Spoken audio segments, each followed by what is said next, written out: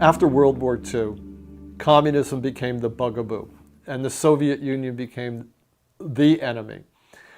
And one of the things the CIA did right after World War II was hire a lot of Nazis. Guys who'd been Nazis were now recycled and brought into the CIA. The Nazi rocket scientist von Braun went to work for the United States developing intercontinental ballistic missiles. So the Nazi past was forgiven, and Nazis went to work for the United States, including a guy named Reinhard Gehlen, who'd been the Nazi military intelligence officer in charge of operations against the Soviets in Eastern Europe.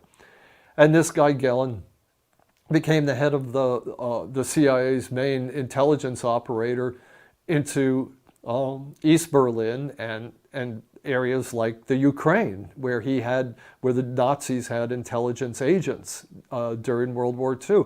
And this guy Reinhard Gehlen, on behalf of his new CIA masters, just activated all the agent nets that he had during World War II.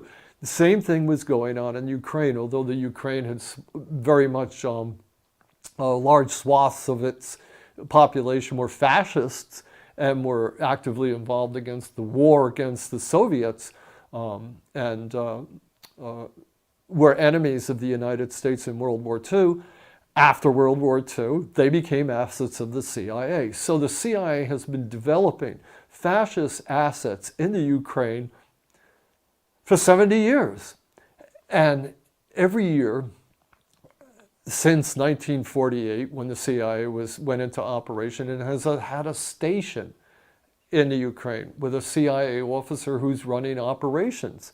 And those operations have all been directed against first the Soviet Union, and after the collapse of the Soviet Union, against Russia.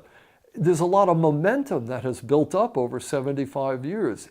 Vast agent nets have been put in place. Sleeper agents have been in place for decades, and they're all working against Russia, which is why nowadays it's so hard for the mainstream media and the government to shift and even consider for a moment having good relations with Russia. NATO, its whole mandate and its whole reason for its existence has been to threaten and roll back Russia and eventually sabotage and subvert it and put it out of business. And Ukraine, the CIA's operations in the Ukraine are the cutting-edge vanguard of this effort.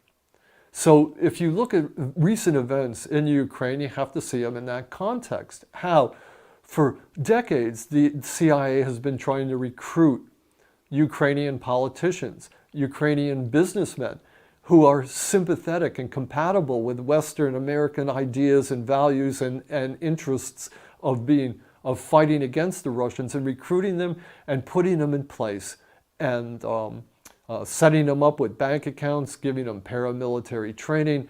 Everything the CIA does across the board, Ukraine has been the vanguard of this operation against Russia. The details are in my book.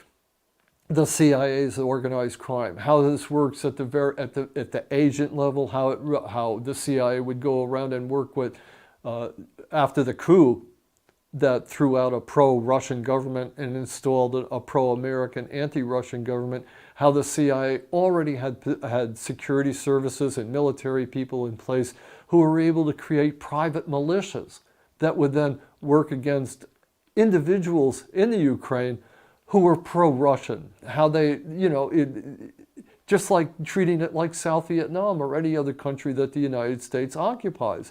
And that is the situation in the Ukraine. The United States occupies Ukraine. Its government is an occupation government that's supported and funded and directed by the United States. And the businessmen and the military people and the politicians that support the Americans benefit, and those who don't are put on hit lists and they're targeted. And that's basically the history and the summary of what's going on in the Ukraine. And the CIA, through its agent operations, which have been in place for 70 years, is at the vanguard of that operation.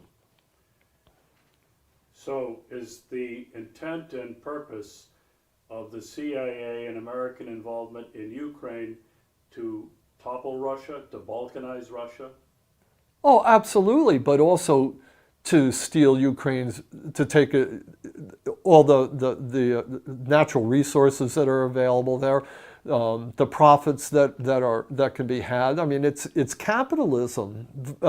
It's, you know, nationalism. American nationalists, businessmen. I mean, as soon as the CIA arranged that coup and installed a pro-American government, Joe Biden's son became the head of one of the biggest oil companies, I think it was, in the Ukraine. You know, I mean, American businessmen just swooped down like vultures to take over all the, you know, any business that could, that like mafia dons and mafia, you know, gangsters that they could steal everything from. And that's exactly what they're doing. And especially in eastern Ukraine, where a lot of the natural resource industries are based, that's why it's so contentious there. The CIA, through its assets in private industry, is trying to bring all those people who are considered compatible into the American fold.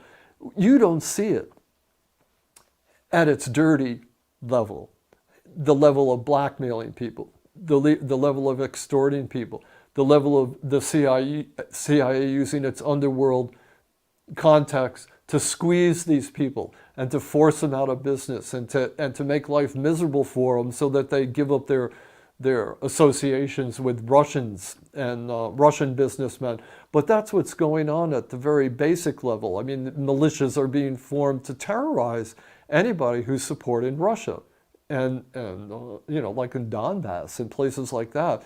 So the details, again, which you would have to spend years studying to understand. You know, I suggest you just read the books to see how the CIA has relationships with the security services in Ukraine. And as soon as the coup was launched, it took over control of those security services, and it started drawing up the hit lists of targeting people that it could go after. And the reason it's targeting the people it targets most highly are the people that are sitting on natural resources that American businessmen want. It's not going after, you know, plumbers and carpenters. It's going after major businessmen. And that's what the CIA does.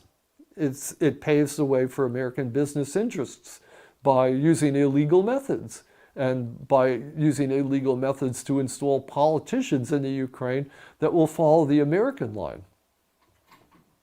Everything that you don't know about that is going on, and that you're not told about by the media, which I should add is well aware of what's going on, but just doesn't tell you, because it's good for their business too.